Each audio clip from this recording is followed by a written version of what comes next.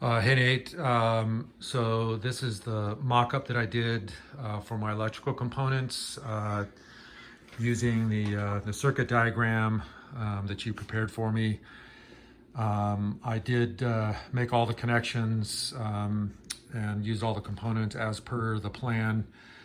Pretty much, I'll have to confess, I got a little swept up with no pun intended, with the marine grade stuff that comes from Blue Sea.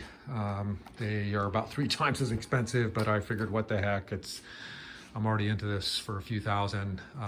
And I did use these, I think they're called MRBF fuse blocks or fuses that are made by Blue Sea instead of the longer ones. These are a little more compact, so they're kind of cool.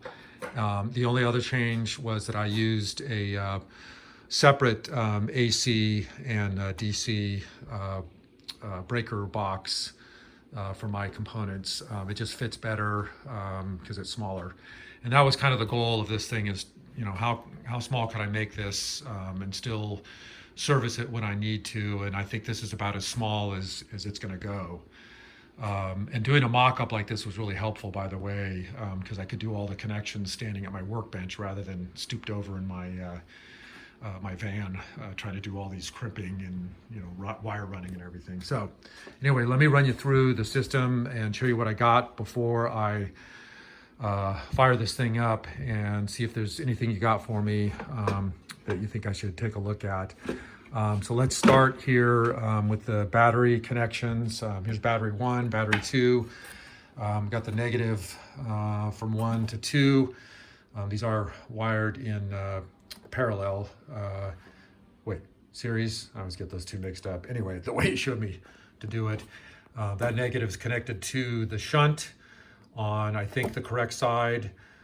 By the way, I think your diagram may show the connection point to the Victron monitor on the other side of this, which I think is a little confusing, but I think this is the way it goes.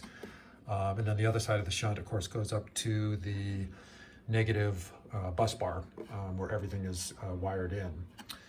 On the positive side of the battery connection, I got battery 2 wired to battery 1, and then there is I believe it's a 300 amp MRBF fuse right there. And that is connected via this 2-aught wire to the main battery shutoff point right here, which is off, of course, right now. There is, as you recommended, a hot all the time circuit and fuse for the solar charger, which is of course not connected right now because that is hot.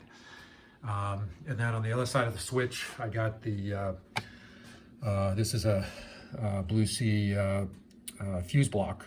It fortunately had 3 fuse holders where I can put the MRBF style in there.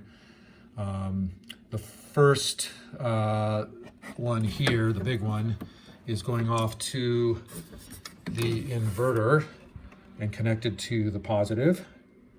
And then I've got the negative going out, of course, to the negative bus bar. The second positive connection is going to the battery charger right here. Sorry, this is a bit of a mess. I will clean that up before my final install. And then the last positive is going off over here to the DC fuse box. And the only DC circuit that I have hooked up right now is the LED backlighting for the AC breaker box. Back to the inverter charger. I have my line in, which is coming right here, the hot, neutral, and ground on the bottom here. And I have it wired up to a mock-up of my shore power setup with a little pigtail. This is what's going to be installed on the van itself. So I'll be able to plug it in and test to make sure that I can charge my batteries with shore power.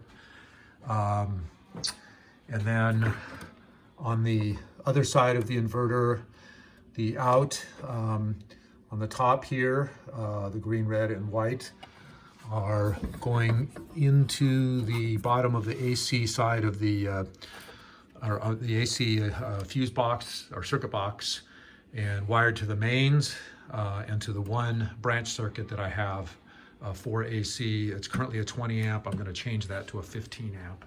I think 20 amp would be overkill. And then I have the that circuit wired up to a temporary connection here that's going out here, and I just put a outlet box on there, so I'll be able to test that and see if I'm getting AC power.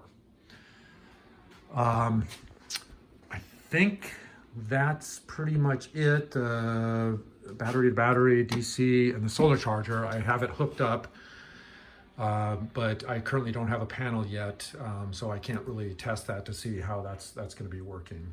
But I think everything else is ready to finish connecting and fired up. Let me show you real quick here where this is going to go in the van and the final connections that I have to make. That whole box is going to sit right here on the floor, and I'm going to fasten it to these two boards right here, and I will connect it to my chassis ground right here, and I will also connect the battery to battery charger to the Ford programmable battery guard, connected to my alternator. And then I've got a couple of DC circuits that are, I've run the wire, but I haven't connected them to anything yet. And then the last thing is just the battery guard, the Ford battery guard that connects to the alternator. This is where the connection point is. I've got my hot lead right here, which is wired to a 100 amp circuit breaker that will also serve as a shut-off to disconnect my components from the battery guard. This is actually producing power, which is good, and then when the battery discharges, it shuts itself off, so I think it's doing its job.